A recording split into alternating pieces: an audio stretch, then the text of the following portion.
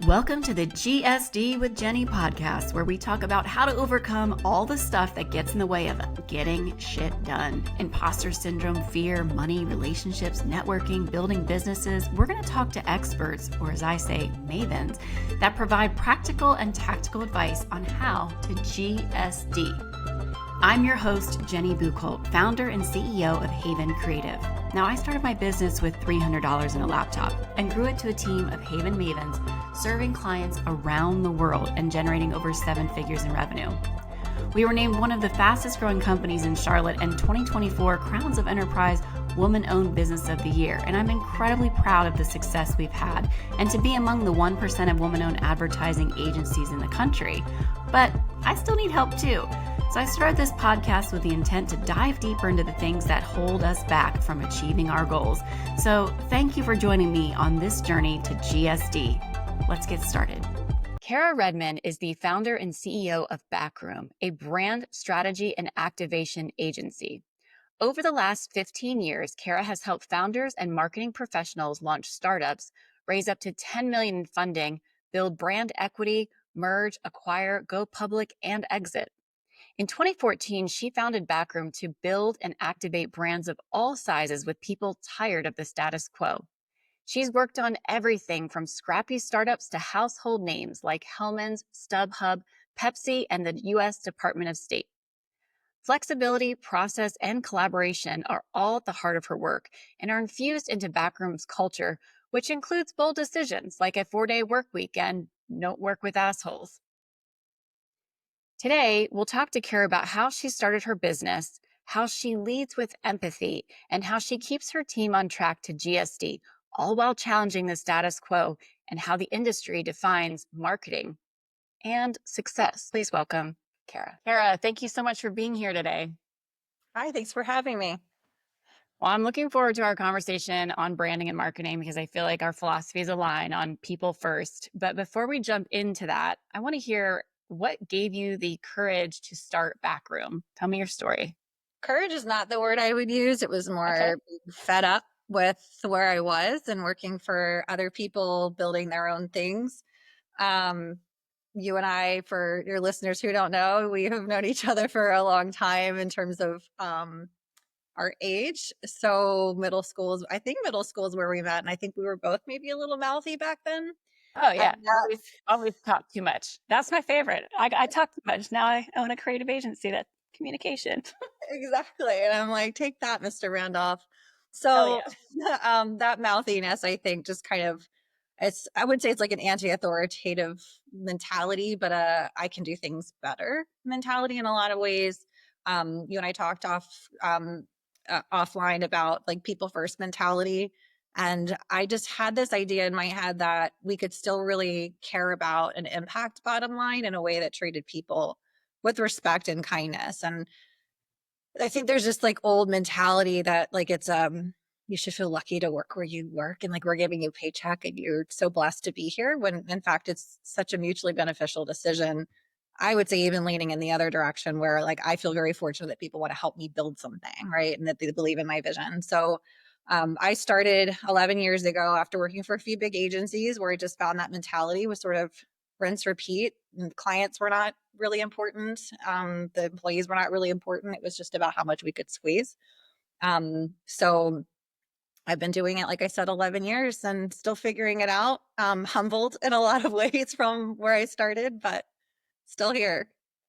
Yes, still here. I mean, most businesses fail after the first, 2 years and then even 5 years. So we should be pretty proud of the fact that it's been 14 years now? Almost? 11. I would be proud if I wasn't so tired, but yeah, I have moments of pride. Why is that though? I feel like I don't know. I will often not celebrate where I am and look and go like, oh shit, I'm so tired. I still got to do this. I still got to do what's next. I don't know, beating ourselves up. I don't know why that. I think it's the same sort of mentality that keeps you goal driven and keeps you successful because there's always more to do. There's always the next place to go. So I think it has been a lesson learned for me of, stop and have at least a moment, especially for the team who wants to celebrate milestones, where I always want the next thing, but it can get exhausting and it's all self-imposed.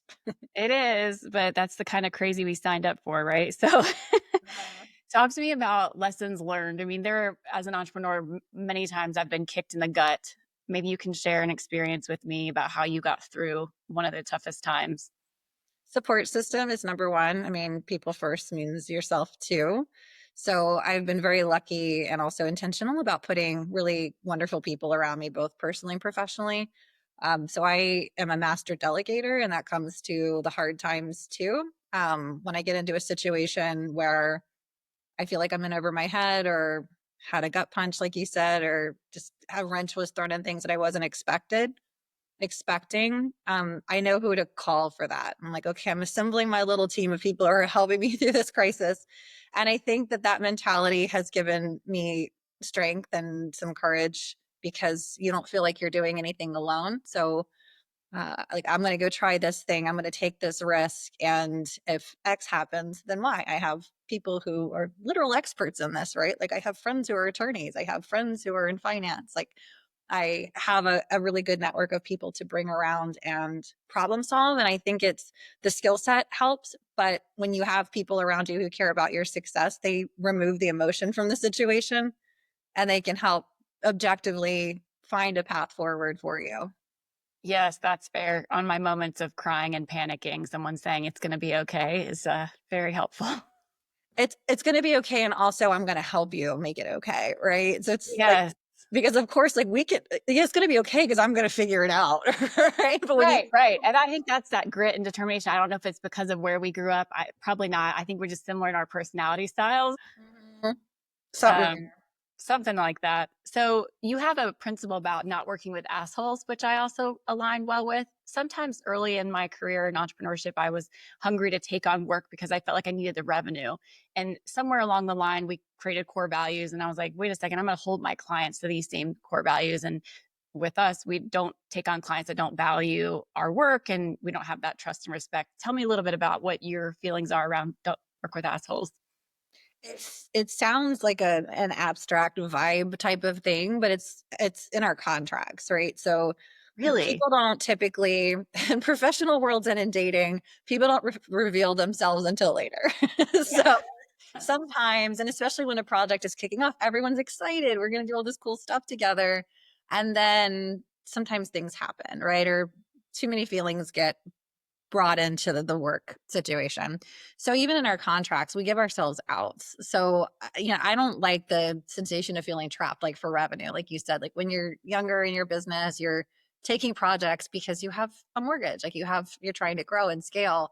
And I think it puts you in a really tricky situation where you're not saying yes for the right reasons. You're saying yes out of fear. And when you're making those fear-based decisions, it just doesn't lend very well to a business relationship.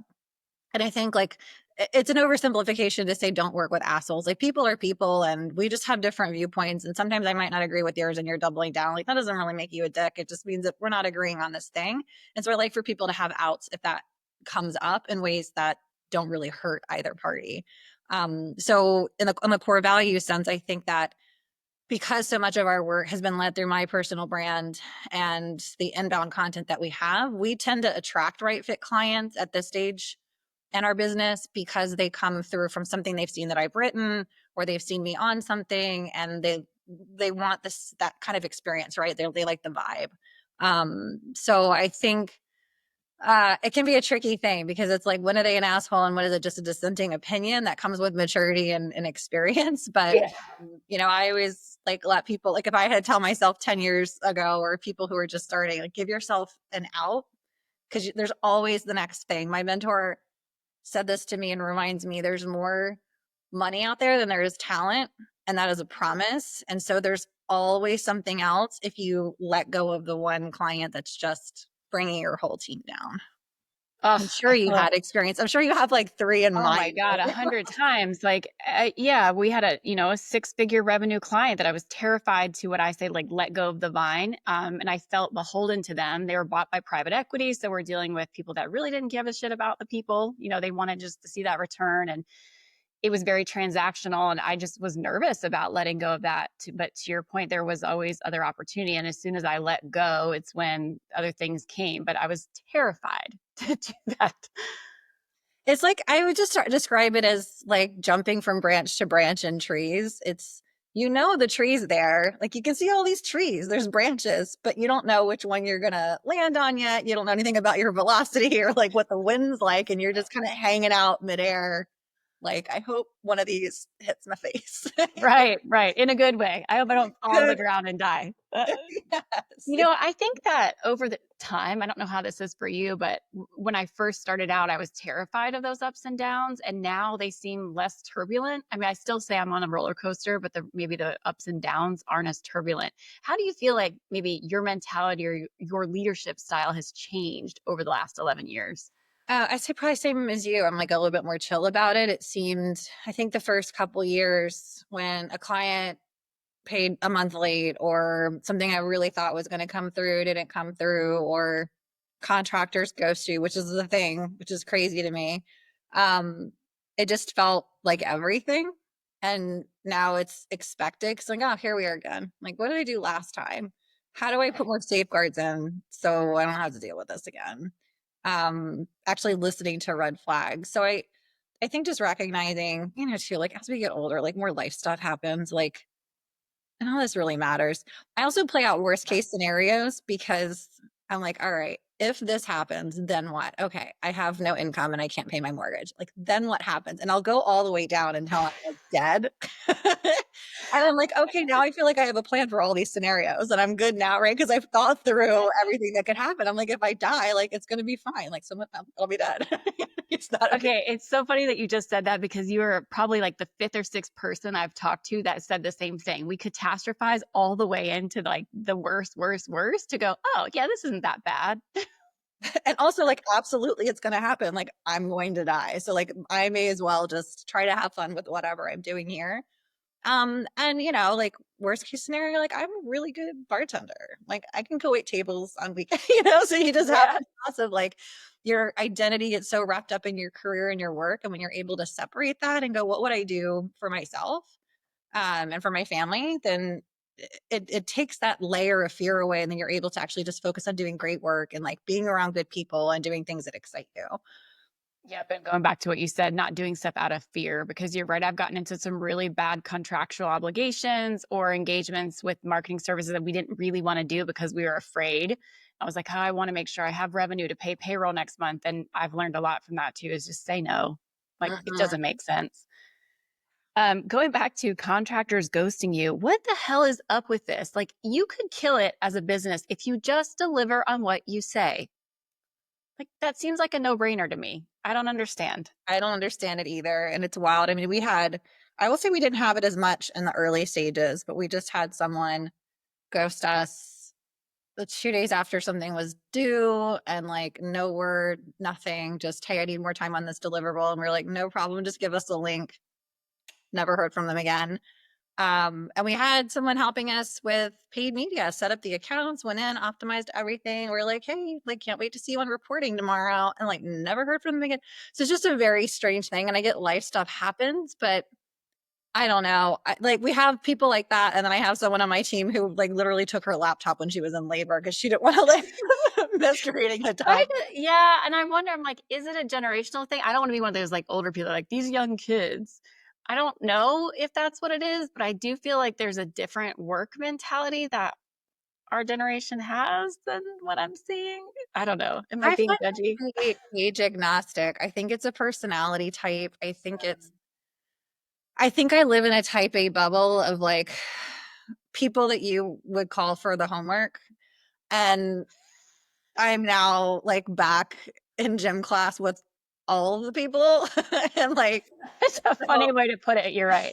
There's the type A achievers, and there's the ones that just dream about stuff and don't actually do it. Yeah, correct. fair. Yeah. There's like someone selling meat pies out of their backpack at recess while everyone else is like doing the extra credit work.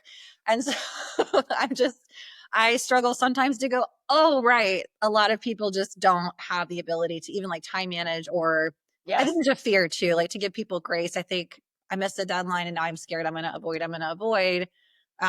So, people are people. It's, you have to put in safeguards to make sure that you're delivering, like you said, for your clients, because for a lot of us, the bare minimum is just showing up. but for a lot of our clients, like just doing what you said is a competitive advantage because they're just not getting work they were promised, which is wild to me. Mind-boggling. Like you said, a Mhm. lot of work, a lot of opportunity. I'm going to go back to what you said, selling meat pies out of the gym room. I was giving a speech last week to these middle schoolers and talking about how I feel like my entrepreneurial seed started when I was in elementary school and I sold earrings on the playground for like $5 a pair or whatever. And then I had a You were the babysitter meat pie club. kid. Oh my God. I was like, then a babysitter club and then whatever, all these different things. Did you feel, and I did not start out in a business. I worked for someone as well, many, many years. Did you ever have that entrepreneurial bug when you were younger? I don't remember. Like, was it in there for you or? I didn't have an entrepreneurial bug. I definitely didn't do the things I was supposed to do. So, Hey, that's and a start. I think in my mind now, I try to reconcile those as, oh, I was just a good leader. That's why I told my parents to fuck off all the time. Yes. I didn't, but I think it was more of a like a lack of confidence or even knowing that those types of things were for me. Um, so not so much. I definitely just did things my own way. Like my last couple of years of high school, I did independent study because I didn't like my time wasted. Um, so no, I was never selling the earrings and the meat pies. I was smoking weed with Joel Quigley. Okay. Also love the radical candor. I think that's hard to find and frustrating when I really value that in partnerships. I guess my point is just being open and honest and going, hey, you mentioned this on your website too. Let's cut the bullshit and just get real. And I often feel that marketing is filled with so much buzzwords and bullshit. How do you break through that noise and differentiate, your brand and your business and how you help clients? I think it comes down to value. Like if it's not useful, it's not useful. And so I think just to be really granular on the content side of things with personal brand, if your goal is to help people and to demystify things and make people feel like they can build a career out of what I'm teaching, or they can do something better the next day while they're at work, or they can just feel seen and validated. Then it becomes really easy just to be yourself and speak in plain terms. I feel like when I was coming up, it was understand your audience and content's king, and it was all these like abstract concepts. I'm like, okay, but like, how do I understand my how and people like, oh, observe them at the grocery store. I'm like, it's a B2B SaaS product. Like, how do I understand? I'm not going to do field observations. So like nobody was talking about like when I sit down on Monday and my boss wants a consumer behavior report, what am I doing? Like what are the things that you're doing? And a lot of it is like learning for myself. If I get off of a call with a client, like I had an aha moment, or our colleague and I are doing something and it's useful, I think, you talk about it. And so like that's one piece of it, but then even like the getting real and cutting the bullshit with contractors that ghost you or your clients, I think we've gotten to a point where there's too much people first, there's too much feeling at work, and there's too much being careful of those feelings at the expense of the work and at the expense of honoring contracts and at the expense of finding common ground. Like I think it's a lost art to go like, I don't agree, and have these dissenting, really difficult, healthy conflict conversations. And so people just disappear. It's easier to disappear and not have the tough conversations than it is to be like, Kara, like I was really disappointed in your presentation and that's not what I was expecting. How are you going to fix it? Like that's a hard conversation, but it's a kind one because it's honest and it gives feedback and it gives the person the opportunity to, defend or explain or fix, right? To make some sort of a repair. And I just think that we've lost that. And it's frustrating to me. It's frustrating that we're not doing kind things that maybe don't feel nice, but you have to go through, I think, really difficult stuff in order to grow and connect with people. Absolutely. One of my favorite books, The Radical Candor, right, by Kim Scott, is caring personally, challenging directly. And we get into this ruinous empathy, like, good job, good job. Oh, that was good. Thanks. Good job. And like, that's not getting us anywhere. Nobody's getting better. The product's not getting better. And no one's learning. Now, caveat, it's a work in progress for me because I'm a recovering people pleaser. I'm like, I say the same thing. Kara, stop. I'm like, I'm a recovering people pleaser. Like I'm in AA or something. I'm like, hi, my name is Jeni. I used to people please. I'm really working on this. Yes, I love to like post things on the internet about not giving a fuck while I'm like crying about the way someone looked at me earlier.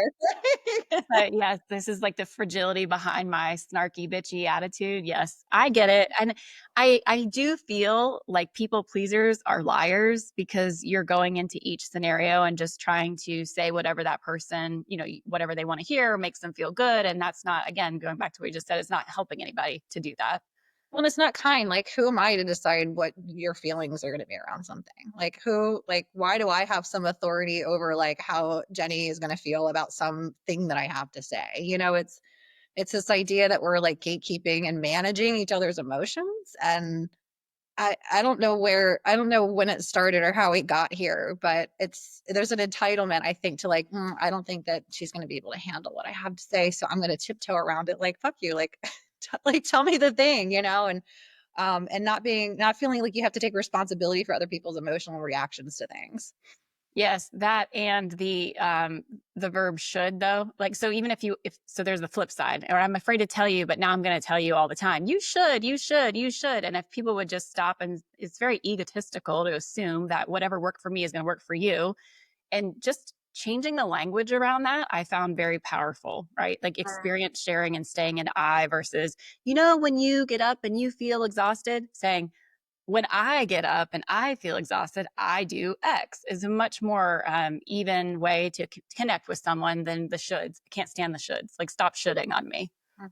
Exactly. And the reality is, I just want to walk away from everyone and have a cat sanctuary somewhere where people can't find me. And like, it's not, if you go on Google Maps, like it's a location that's not really there. So, but in the meantime, I will continue to work on interpersonal skills. Yes, but you must have good personal skills because you built a team and a culture. Tell me about that. What's important to your company culture and how did you build a team? What's important has sort of changed a little bit in that we've always been people first. I wanted to start something that at its crux, this agency was a vehicle to be able to work kind of when you want, wherever you want, with mutual respect, and just as an experiment to see if it would work. I had the choice between taking a honeymoon or going for 2 weeks to visit my husband at the time's family in Europe. And I only had 2 weeks that year, and they wouldn't let me do both. And I'm like, I'm literally missing my life.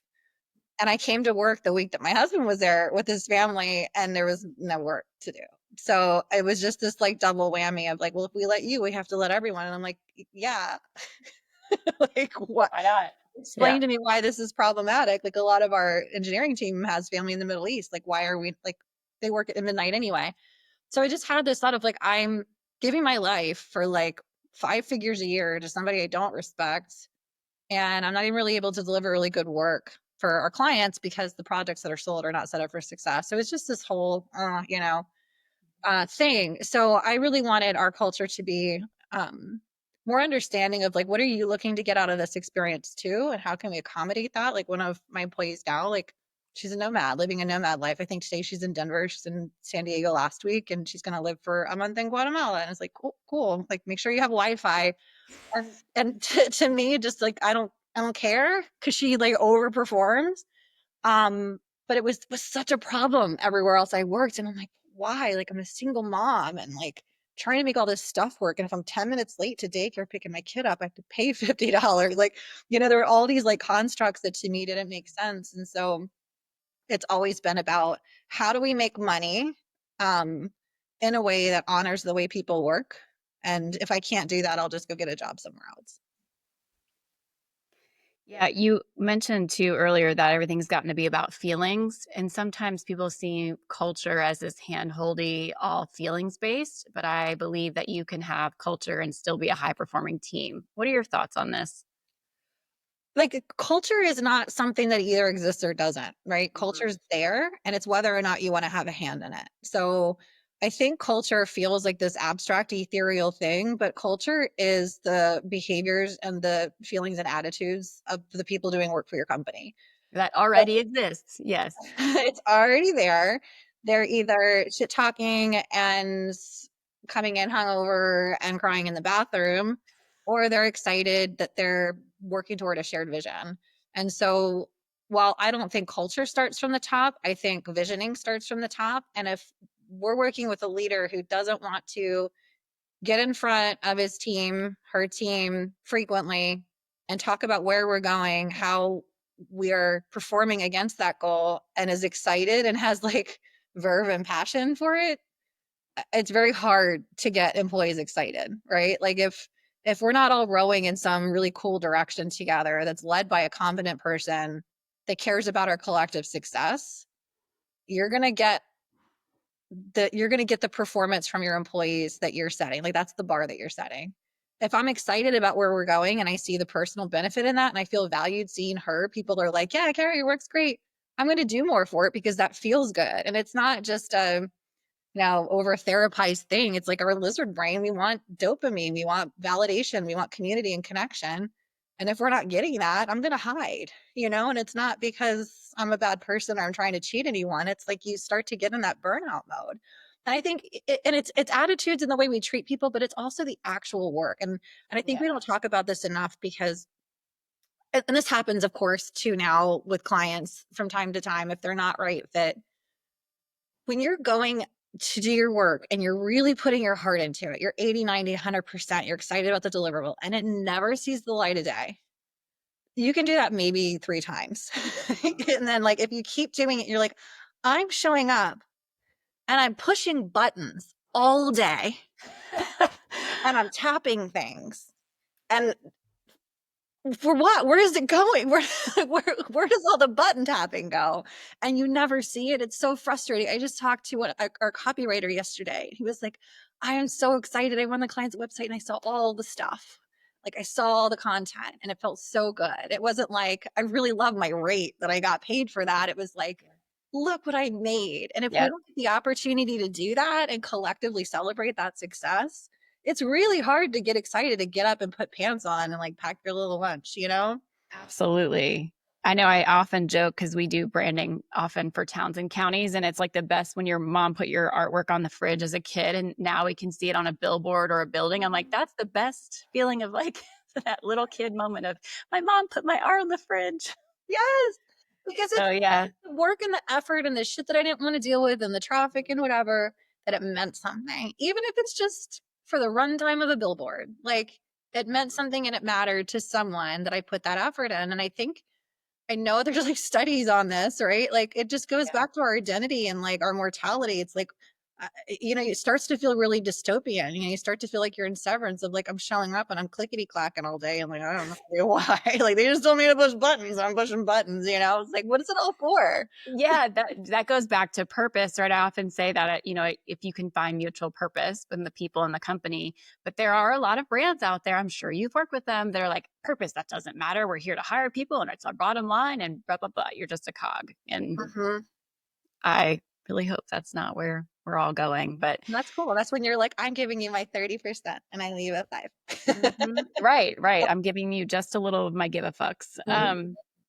You mentioned working from anywhere. And I know I love that with agencies nowadays because talent is everywhere anyway. I don't want to be stuck on just my zip code with what talent's available. I don't know if you still do this, but you talked about a 4-day work week. Do you do that currently? Tell me a little bit about how you do that. We just decided during the pandemic that we wanted to do, I think it was like one Friday off a month for, whatever. And we did it. It was like, this is amazing. Like that one day changed so much because it was like, by the time you got through your list of like Saturday stuff, right? It's like, I got to catch up on the laundry and then just all this stuff that you have to do. It was already done by the time you woke up on Saturday because you did it on Friday. Or if there were a lot of meetings that week and you knew you had deliverables the next week, you knew you had all day Friday to catch up. It was just this like catch-all bonus day. And I was like, let's just try it and see if clients notice, right? Like, let's monitor emails and see. And no one noticed. So any new clients that came in, we were like, okay, we're going to start doing this every week. And we're just not available on Fridays. If it's an emergency, here's an email. And people are like, what happens if a client needs something and it's urgent? I'm like, what happens if they need it on a Sunday? Like, it's the same thing. You just tell people and they don't care. Your clients aren't sitting around thinking about you all day. That's also a really great point because sometimes we're like, they didn't respond to my email. I'm like, they're thinking about you like 10% of the time. Like you're And if there's an emergency, like my clients don't know about boundaries. They just text me anyway. You know what I mean? They're like, look at my cat. And I'm like, I'm with my family right now. we end up getting really good relationships with our clients. So they'll find a way if there's an emergency. But if you have a really strong team and you plan ahead, you don't have them. Now, I will say that we have the luxury of the type of business that we're in. We're not doing, ongoing things that require constant monitoring, like a cybersecurity company might, right? Like I'd Sure. be maybe a little pissed if I had a security breach on a Friday and I couldn't reach any of Right. the stock engineers. But like we're working on strategy documentation and we're working on materials that typically aren't very time sensitive. And our social posts are pre-batched out 2 to 4 weeks in advance. So there's really not in our business, there's not. And I do think that it's a case by case. I think there's a lot of great arguments for remote. I think there's a lot of great arguments for in person, a lot for hybrid. I think it's more, again, people first, looking at what does the team actually need to function. And it might mean some in person. Um, and what do the people on the team need to make that work? And so it might be, hey, if we really do need to be in person all the time, do we have more flex hours for caregivers or people who have kids or for everyone, right? Like, how do we start to create mechanisms where people aren't walking in the door frazzled and pissed because they had to be there at 9 and like it didn't take into account all the other things that they have to take care of in order to be there at 9. And I know you're a parent too. I just remember having a day, was so excited. I looked cute. I was going to get there on time. And boy, if my kid didn't pick up the whole orange juice thing and dump it all inside and around the fridge. And that's not something you can leave for later. Oh, yeah. I've been So, diarrheaed on, puked on right before yes. work. Yeah. Like, what do you Yeah. do in that situation? Like, I'm like, I know I'm going to be 10 minutes late to this meeting, but like, it's orange juice. So like, you guys can deal with it. And those things happen. And I think it's more about recognizing that we're humans and life is happening, whether work is or not. Obviously, there's stuff that's like non-negotiable. You have to be there, figure it out. But I think we have these constructs that just don't really work anymore for modern families. We used to have women being home more with kids that were allowing men to like have to be in a seat certain times a day. We don't have that anymore. And so I think that we have to really, really reevaluate the workplace structure, culture, operations for the team we have and for the business need that we have. And that could be in person, it could be remote, it could be some sort of mix. Absolutely. So then on the other 4 days, is your team working more than 8 hours? Like, is it 40 hours in 4 days? Or tell me. No, and we don't bill hourly anyway. Like we're gonna have a really slow week next week. And so I was like, I'm just like take off what you feel like. So if we have, you have those weeks where you're like all working crazy hours. Yes. It's more like what's the workload that we have when new clients come in, when we hit capacity, how are we phasing those out so that we're not just throwing more work on top? I think operationally, one thing we're really good at is just predicting out workflow. So we don't have to cram or crunch on stuff. Yeah. And we're a small team, so we're very nimble. So it's very easy. It's not like we have to manage, 8 different departments. So no, we work, I'd say 32 if I had to guess what the team's working, but it's more about the deliverables and the deadline. So if like you have 8 hours to get this deliverable done and you do it in 2, I'm not going to find 6 hours. Yeah, that too. It's the results driven, right? Right. It's what are we, yeah, that makes sense. Someone told me once that they would never come to me. Well, this guy was kind of a douche, but for branding and community because we had a remote culture. I think we do a pretty good job of keeping our team interactive and talking to each other while we're remote. Tell me about that, how that is for you all. Like, how do you keep in your positive company culture, keep that team mentality while you're fully remote? I mean, I think the positive team mentality comes from the structure, right? When you have people who know that they can take off an hour early because they want to go check out like a new beer garden in their neighborhood. Like there's something around being empowered to say like, I know what my job is. There's clear parameters.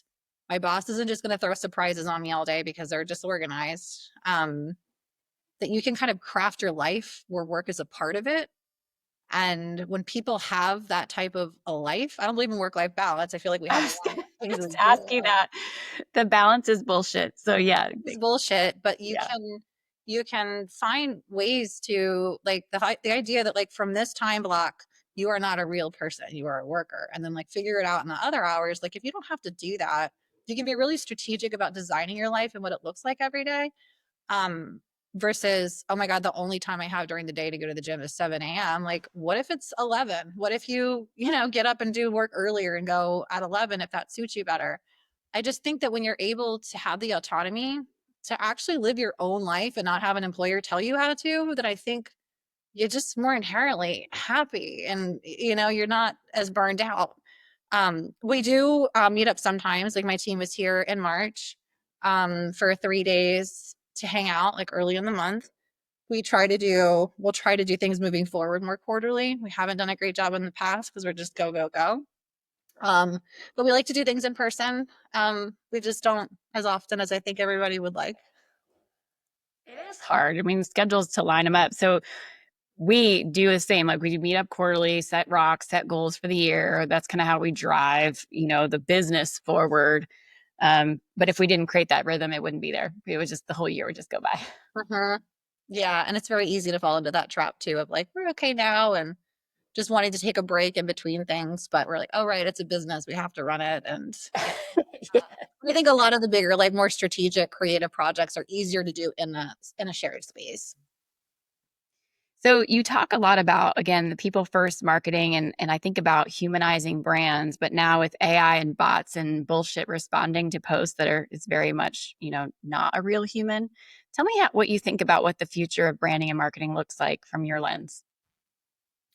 As it relates specifically to AI and bots, you mean? Yeah. I actually answered this question yesterday, a similar one. I don't think that AI is as much of a threat to creativity as we like to think. And I likened it to in 2010, like content was king. And so everybody's making content. And Yeah. like I've got a blog and I'm a The lot. blog. And then it was a podcast. Oh, yeah. Exactly. There was so much content.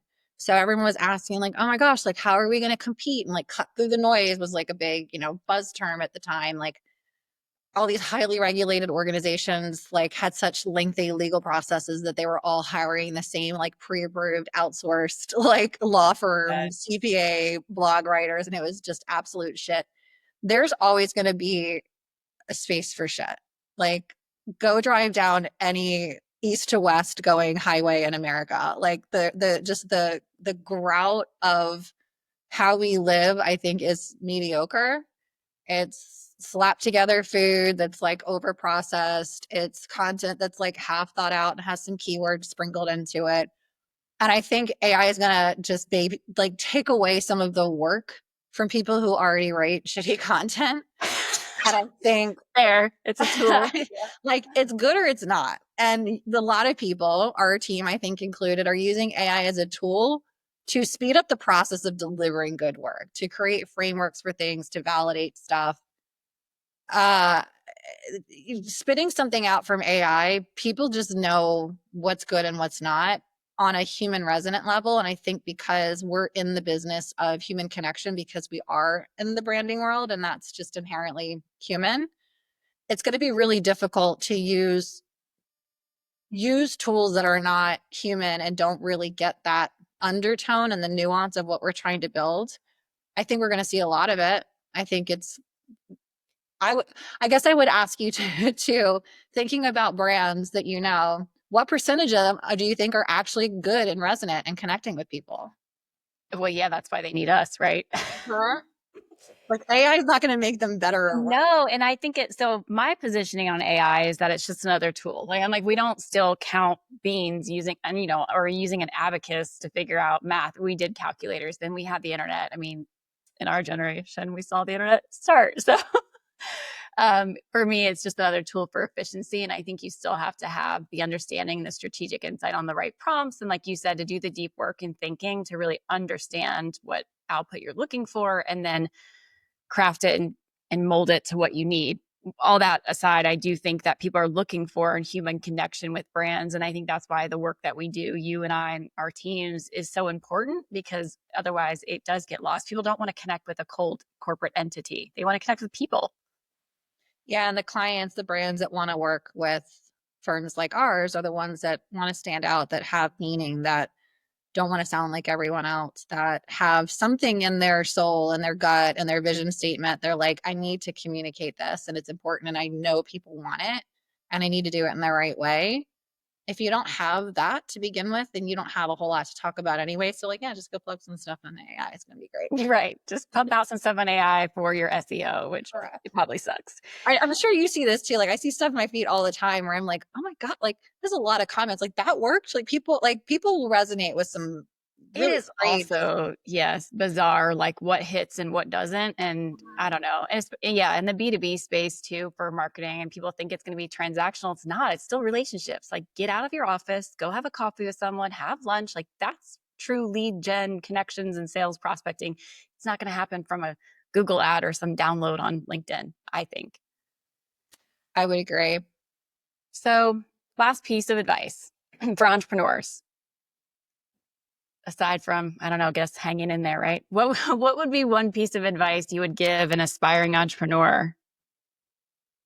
Not really. I'm not really a big advice giver because I think if I have to like give advice, it's more of like a trust your gut and be discerning with advice. Because I Nice. think we have a lot of people who did a thing and it worked and they're like, this is the way. And parents do it to each other too. And I think it's if you're able to follow your gut and keep in mind what you're doing it for, because there's a lot of distraction. There's a lot of like those clients, right, that we talked about that are dangling like all this cash, but it's like, oh, it's not really aligned. There's a lot of detours you can take. I wish that I hadn't listened to as much advice as I did. I wish I'd had more faith in myself and my capabilities and not abdicated responsibility of things that I should have kept on my own plate. So I think, understanding what's worked for other people and cherry picking the things you want to try for yourself versus following someone else's model, because that one's already been done. That is great advice, though. Even though you said you don't like giving advice, that's a great point. Is Like, listening don't listen to anyone, including me, right? I think that I started with so much head trash and was worried, and to your point, got so much influence that I didn't even know what direction to go. And I'm like, well, he said this and he said that. But being more comfortable looking back, and that's when we really were able to start scaling, is when I stopped listening to the noise. So I like that. I describe it as like, you ever go to a restaurant and you're like, I don't know if I want the steak or the fish. And you're like, waiter, what do you prefer, the steak or the fish? And he's like, steak. And you're like, I'll get the fish. So it's like you can still ask and get feedback, because that feedback sometimes makes you realize like, oh, as soon as he said that, I felt sad. So that means I'm getting the fish, right? So it's having that gut tune in, I think, is the important piece of it, because then you're sad because you have a steak and you don't want it. That's a really great story to tie that in for sure. So how do you stay productive and get shit done? From a tools perspective, and we use monday.com to stay organized. I love little lists. I'm a workflow kind of gal. So I do like all the reactionary work when I have to and people need me. And then I have work blocks and I always know what actually has to get done, what's important, what's the priority.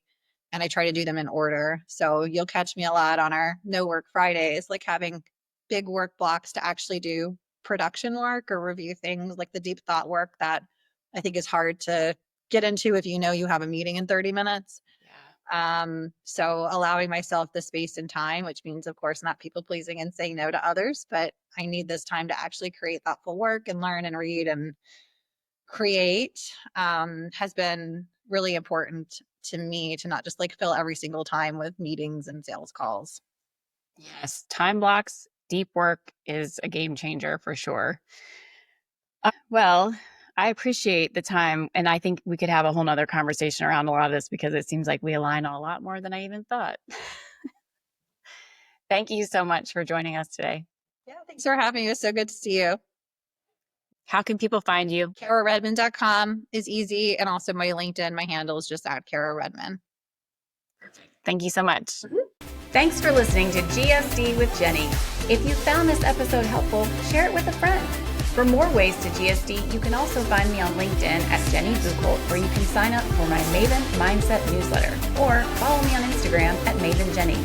Until next time, go GSD, Mavens!